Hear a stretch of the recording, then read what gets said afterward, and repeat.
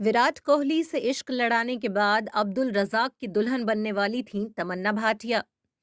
जानी मानी south actress तमन्ना भाटिया 21 दिसंबर 2021 को 31 साल की हो गई हैं। उनका नाम कई स्टार्स से जुड़ चुका है। वैसे तो तमन्ना भाटिया ने कई फिल्मों में काम किया है, लेकिन प्रभास के साथ आई फिल्म बाहुबली ने उनकी जिंदगी बदल कर रख दी। तमन्ना भाटिया अपने करियर की शुरुआत में विराट कोहली का दिल जीत चुकी हैं। दोनों में काफी नजदीकियां थीं, लेकिन फिर विराट का दिल इजाबेल लीटे के लिए धड़कने लगा और इस वजह से दोनों का ब्रेकअप हो गया।